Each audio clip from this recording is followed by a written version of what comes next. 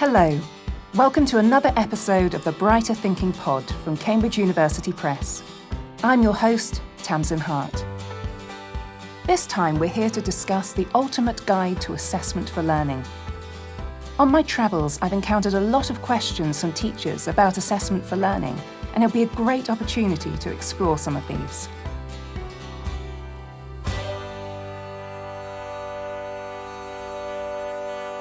Let me introduce our guests to you today. You'll recognise Dr. Mark Winterbottom from our previous podcast on active learning. Mark is Senior Lecturer in Science Education at the Faculty of Education, University of Cambridge. We're also joined by Sarah Talbot-Joyce, Education Manager for Teaching and Learning, and Dr. Melise Camargo, Training Materials Manager at Cambridge Assessment International Education. It's great to have you all here with us today. Before we get started, remember all the links and information we discuss are available in the show notes.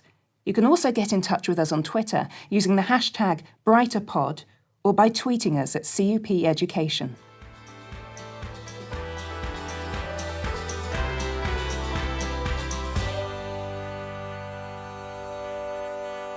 We want to start this episode by getting to know our guests a little better. I have a question that we've asked Mark, Sarah and Melise to think about. So what is the best lesson you've ever had? So this could be one you've taught yourself or one where you were the student, but we want to know what made it stand out to you. Melise, what's your best lesson ever and why? I'm not sure it was the best lesson, but it was one that I really remember. So I was teaching a classroom of boys only, and we wanted to cover area. So I'm a mathematics teacher as well. So we wanted to cover the top of area. And I really wanted them to understand what a square meter is. So then I asked them to cut magazine pages and make a square meter. And then they glued them together and they put them on the floor. And then we start exploring it. And I asked them, okay, let's think about how many chairs can we fit in that space? Or how many of you we can fit in that space? So they could literally experiment on that and fit themselves in between. And I remember at one point they were trying to fit as much of them they could fit in.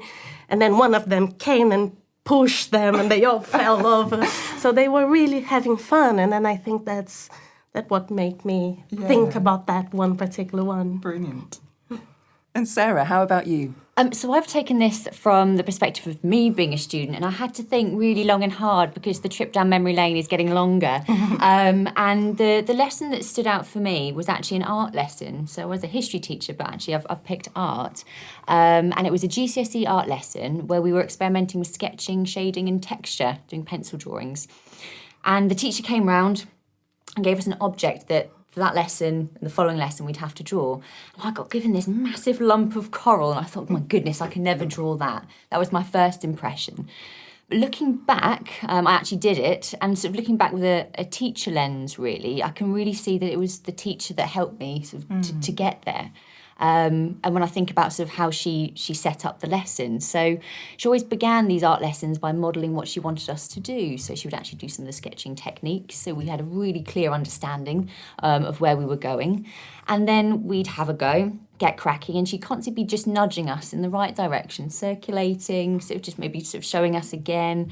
So it's these little nudges, little and often, and always encouraging us to sort of step back from what we were doing. So I think when you're certainly doing art, you can look quite closely at the page. You'd always say, just take a step back and sort of see whether it's actually progressing in the way that you actually sort of intend it to. So that was really useful, I think, and something I tried to do in my own teaching. And also something that was quite different, I think, to other lessons. We were encouraged to actually get up and look at others' work and take ideas back to your own drawing and try and implement them. And for me, that was quite unusual at the time. And yeah, they just stand out for me. It was always a lovely class, lots of kind of positive discussions, always a hum. Oh. And Mark, what about you? Well, I was asked this question 22 years ago when I applied for my first job as a teacher, as a newly qualified teacher. And I answered it by talking about a lesson where the behaviour had been really good. And the person who interviewed me, he did give me the job, but he said, if you're asked that question again, don't focus on the behaviour, focus on the learning. And now when I look back, and my memory lane is slightly longer than Sarah's, I remember a lesson with a year 9, they were bottom set.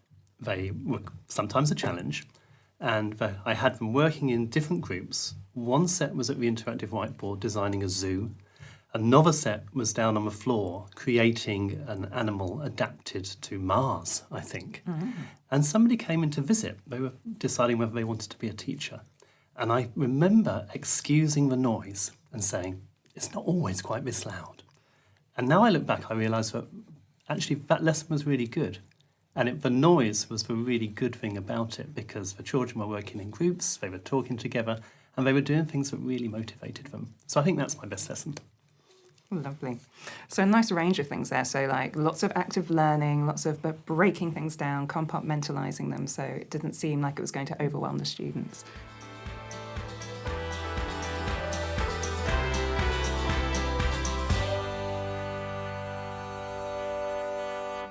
So with our first question, let's go back to basics. We're going to have listeners today who are really new to assessment for learning, or they've been using it for years and years and they're interested in different takes on it. So let's start with this new teacher. Can you explain what assessment for learning is and why it's important? Okay, so Mark, let's start with you. Okay, so assessment for learning is the process of seeking and interpreting evidence for use by you as the teacher and for use by your learners to decide where your learners are in their learning, where they need to go, and how best to get there. That's it. And Melise, what about you? Yeah, of course I agree what Mark just said, but I think it is understanding that it's what you make out of that information that you just gathered. So it's essentially, if you just gather information, it's just assessment. So the point is, how are you going to use it, and actually to help learners improve their learning. So that's why it's assessment for learning. And Sarah, can you add anything new to that? Oh, the hardest job. Well, I would completely agree with both Mark and Melise, and I really like what Mark said. I've actually sort of thought about it myself. It's just that having that understanding of where your learners are currently, where they need to be and how to get them there. And for me, when I was training, that was a really nice way of thinking about assessment for learning. And as Melise said, absolutely the core of this isn't assessment. It's about improving learning and using that to change your practice somehow to make sure learning is the goal. I was going to ask you, actually, what was your first experience of assessment for learning when you were teachers? Did you find it intimidating, confusing? I found it odd. And I found it odd because I trained in 1997, 1998, and that's when the first bit of research came out from Black and William in 1998. And so it was being presented as something which was new and different. But actually, it isn't. It's completely integrated with what you would do in a productive, active classroom where you're trying to get your students to learn effectively. And how about you, ladies? In my case, it was actually I didn't, because I was a teacher in Brazil, and unfortunately teacher training in Brazil is not good. So I think I learned what assessment for learning is actually quite late, when I actually wasn't teaching anymore, which is really unfortunate. So yeah, so unfortunately I didn't have a lot of experience of it. So it was a big focus when I trained back in, I think it was 2010. Yeah. And yeah, it was a really core part of my teacher training programme. I think quite early on I was quite intimidated by it, thinking about all these different strategies and how do I fit them in. But I think as you become sort of less of a novice teacher, it does become more natural, and you do start to think in that way.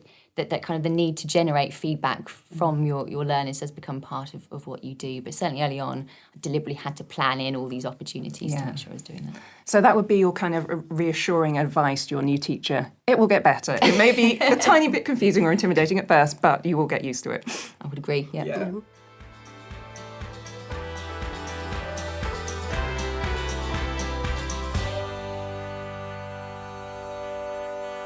Okay, so let's now move to the ultimate question for the ultimate guide. What are your top tips for implementing assessment for learning in a lesson? And do these rules cross across subjects? And to be fair, I think we should start with Sarah this time. Yes. Thank you so much. So I'm going to start off that yes, my top tip does apply across subjects, and actually links back to what I was saying sort of earlier on. that my top tip would be to, in the planning stages, plan in those opportunities deliberately and explicitly for your own sort of peace of mind, to enable you to receive feedback from your learners. Don't just assume it's always going to happen. So I definitely needed to make sure I was doing that. So what I would do is I'd find it really useful to actually write down some key questions on my plan, so script them, that I actually wanted to ask during a lesson. So I think that actually asking really good, open and probing questions can be quite difficult, particularly with all the sort of the buzz of a classroom, to actually remind yourself to ask those. You can forget. So I think that sort of that pre-planning, giving myself the opportunity to think of those questions beforehand, really helped and reminded me to ask them. Okay, and Melise? I would say is to start slowly. It's like a diet, let's say. So if you try to change everything at once, it's going to be really hard. But if you start thinking about one particular thing that you would like to change or you would like to improve, it's much easier to get it done. So I would say that's like, think about one particular thing and then you start improving from that and trying out different stuff. And now Mark. I would really put the emphasis on getting students to take an active part in doing everything. So that might be engaging in discussion, it might be giving each other feedback, it might be explaining to them where they're going and what the success criteria are. It might be getting them to work together in groups, but really the students at the heart of it, and ensuring that they know where they are, they know where they're going, and they know what they need to learn is the key. Great.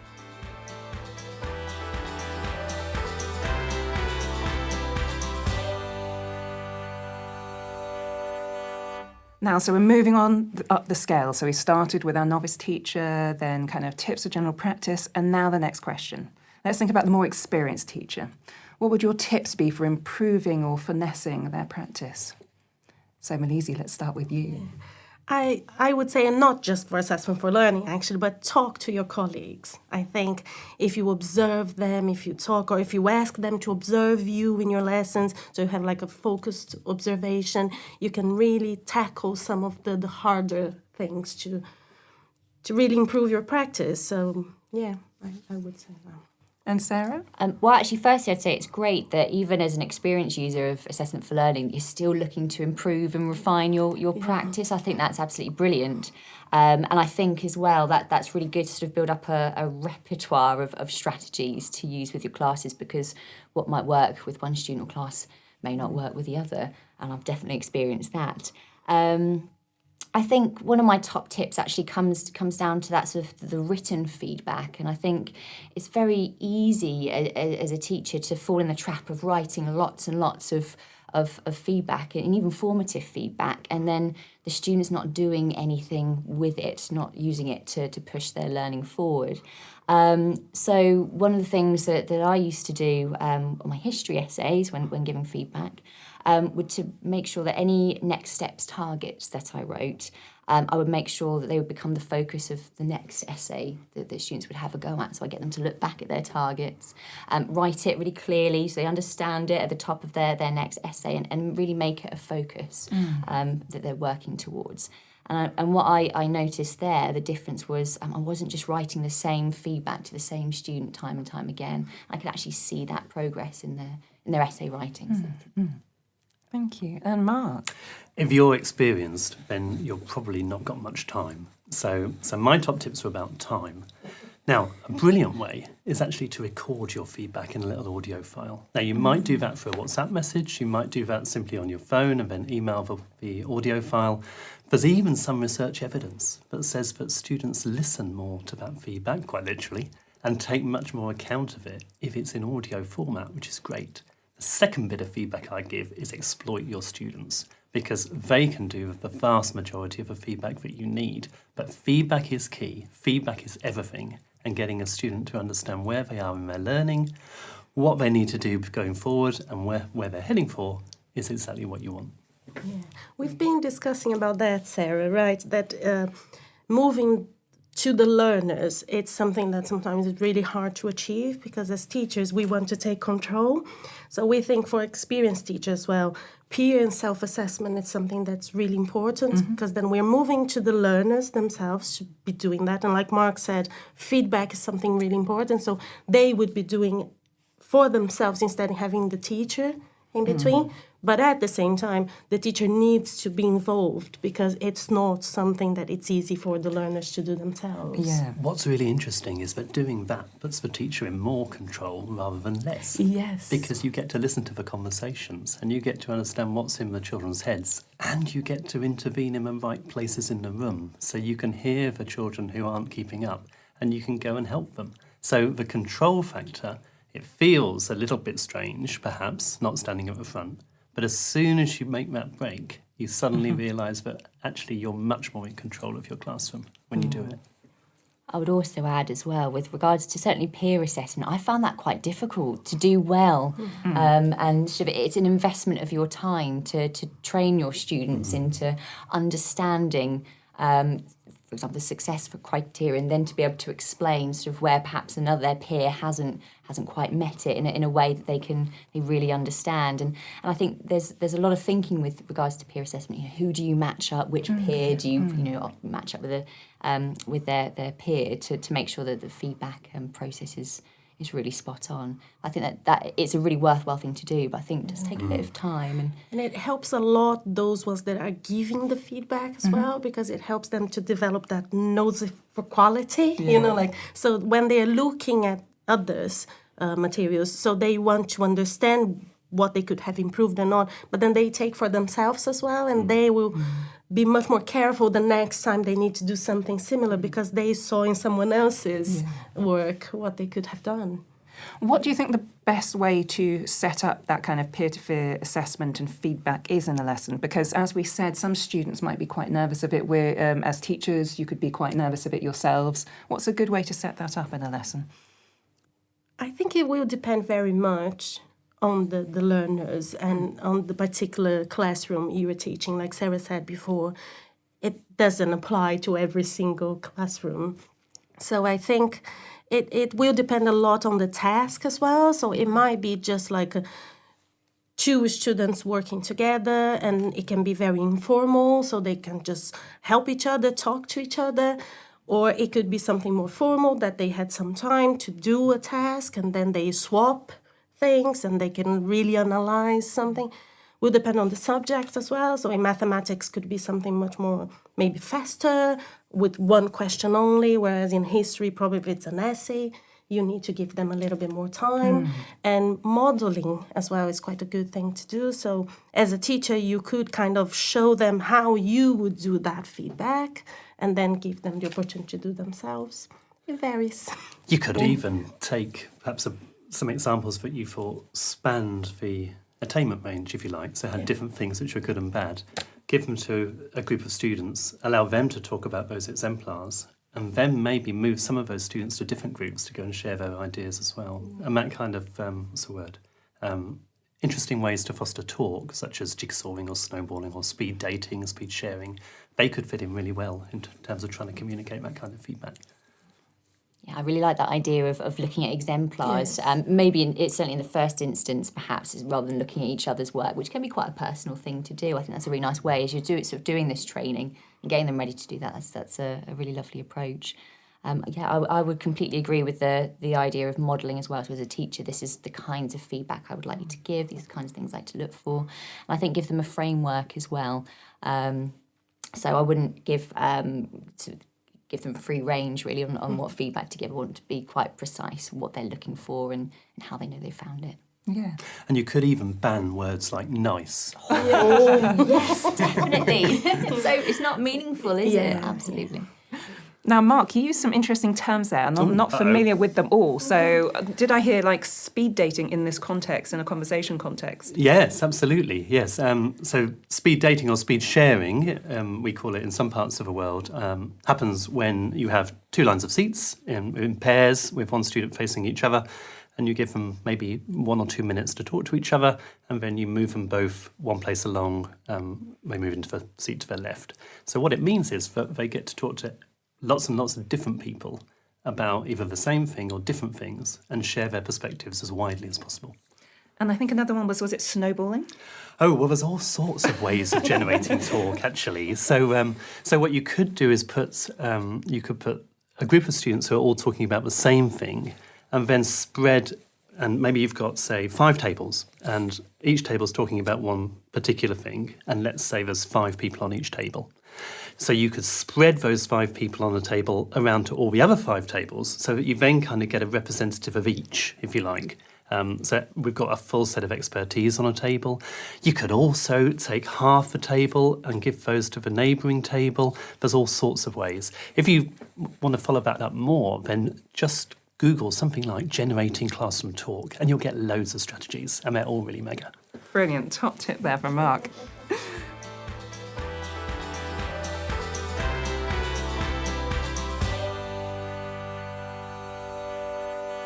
Okay, so finally, if our listeners took away one piece of advice from this podcast, what should that be? Let's start with you, Sarah.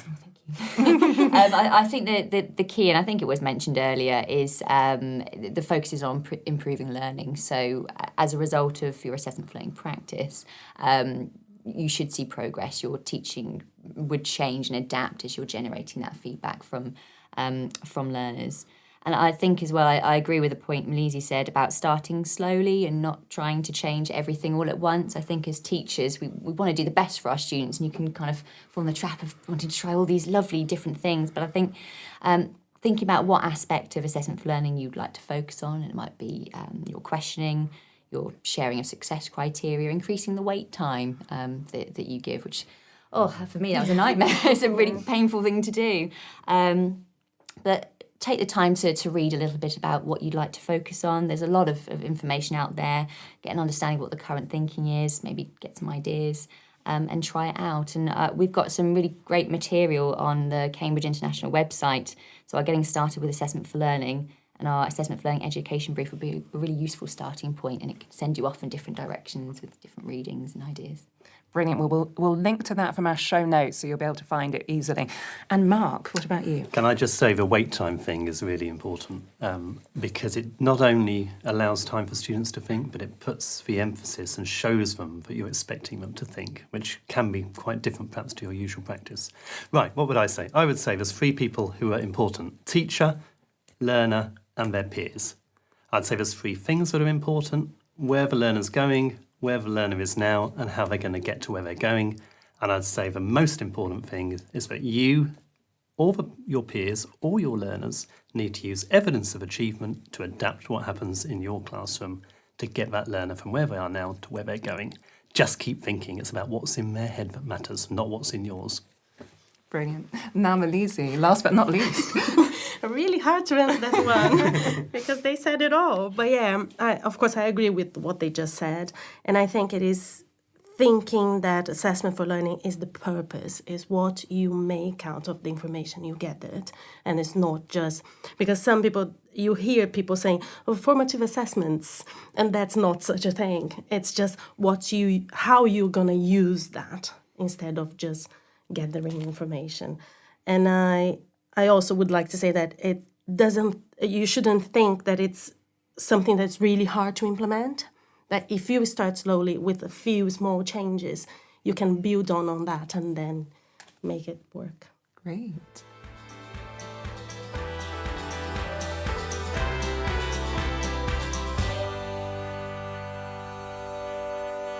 So thank you so much for all your advice. That's been really interesting.